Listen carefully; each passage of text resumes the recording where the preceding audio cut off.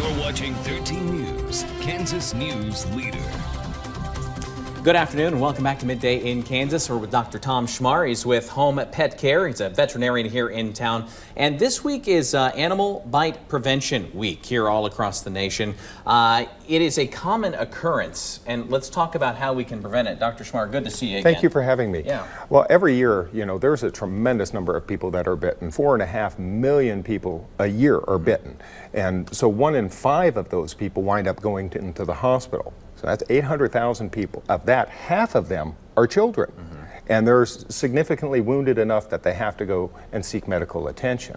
So, critically what a person needs to know is how do you prevent something like this? And, if the vast majority of these bites are done during things that are done around the house. Everyday normal activities, somebody gets in the way, somebody's not reading their pet correctly, and they get bitten. Children and seniors are bitten more than any others. Right. And they're the ones that require the medical attention because they're very fragile.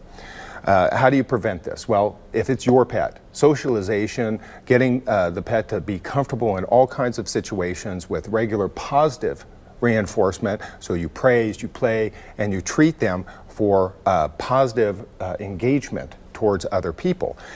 In the period of time, it's 3 to 14 weeks in puppies and 3 to 9 weeks in kittens, and that's their critical time. Now, really, the take-home message is if you give them enough space, you won't get bitten. The ideal thing, don't approach an animal that you don't know.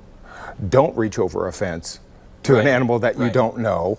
Never allow a wild animal to come to you that you don't know. The last case of rabies that I knew in a child, the boys were playing in the backyard and a fox walked up and bit somebody.